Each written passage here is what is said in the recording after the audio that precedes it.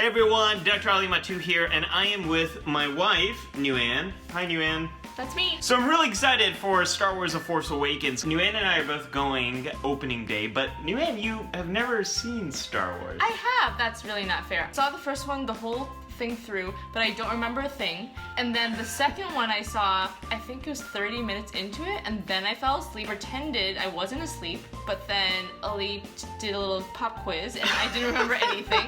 I know someone is someone's father, but that's pretty much it. So clearly this is a problem. Here's what we're gonna do. We're gonna record a reaction to each movie, and we thought maybe there'd be some interesting psychology here. Engage? Wait, that's, no. Did you watch Star Wars? Okay, so what'd you think? Oh, that's fine. I remembered all the stuff. No. We had to watch the Death Star run like 3 times. You kept getting distracted by Vader's what? I wrote down notes so I could remember the storyline because I kept getting distracted. Empire's evil. Don't Rebels say are my fighting notes! back. Who are your favorite characters here? C-3PO. He was very anxious and reminded me of myself. Oh. I really liked R2-D2. He was very sweet. And I liked their relationship. The only thing was I wish there were more female characters. There's only Leia and I was gonna say Aunt May, but she's from Spider-Man. I remember you saying the movie felt a little slow. It did get slow. It's from the 70s. Films were edited at a little bit slower pace back then. The faster a film is edited, the more a consistent experience the audience has. I saw this movie first as a kid. Some of the messages about like choosing your own destiny and about the Force, about kind of trusting yourself and trusting your feelings, and what I now understand as mindfulness, those messages really kind of resonated with me. Did you have any takeaways? I felt the film was overall really fun. Just felt like a nice big Disney ride. It's the next day, and Nguyen is down to watch Empire Strikes Back tonight. Here we go.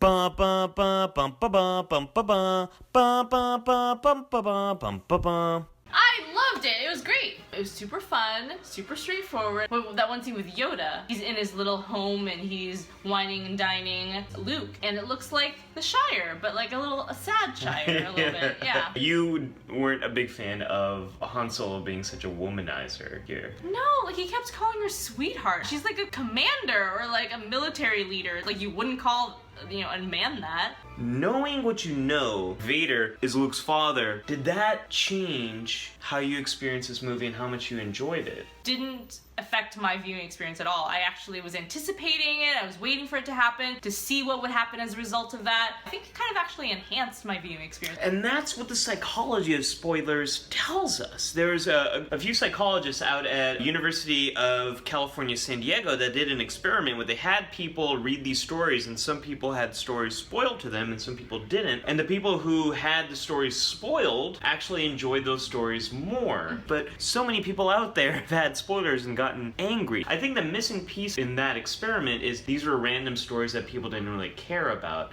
But my theory is if you are really invested in a story and someone ruins that for you, you're gonna get angry. Now, you weren't really invested in Star Wars. You hadn't spent months, if not years, thinking about it. Some people who have a hard time dealing with the unknown and stress in movies, they might like spoilers, so you're not as stressed when you're watching the movie. I was thinking about what's the psychology of watching Star Wars Episode 6. I think what it comes down to is affective forecasting, predicting how you're gonna feel in the future. Humans are really bad at predicting what we're gonna feel in the future, how intense those feelings are gonna be, and how long those feelings are gonna last. It's especially tough with storytelling, because we don't know how stories are gonna end up. I'm pretty sure I'm gonna feel confused, because I'm usually pretty confused after Star Wars movies. Probably feel good that Vader dies. Fine. All the good guys are gonna be fine. Okay. Leia and Han gonna be together. The movie's called Return of the Jedi. What's gonna happen with the Jedi? What's a Jedi again? The Jedi! Like what Luke is trying to train to be. They use the Force and stuff. They What does that mean? return and help defeat the evil empire? Well, let's find out. That's it. When we got to the finale, you predicted that Vader's going to actually save Luke by killing the Emperor. This to me is very much follows the formula of a fairy tale. Good versus evil, and good always wins and evil always loses. I was talking about affective forecasting. I feel pretty satisfied. Like I said, the good guys won and the bad guys lost. So you know what I was thinking last night after the movie? I was actually thinking about how pretty moving it was to see Vader and Luke at that last moment together, right after Luke takes off. Yeah, right after Luke takes off his mask. And they have this momentary connection, and you can just see that they wish they had more time together. I didn't expect to feel moved by that. Oh my gosh, that's like a really good example of affective forecasting. Yeah, alright. I guess science wins. A lot of people were really upset with Return of the Jedi and Ewoks. I thought they were super cute, and I was really happy they were there because they ended up saving and helping the Alliance. Do you think the rebellions won?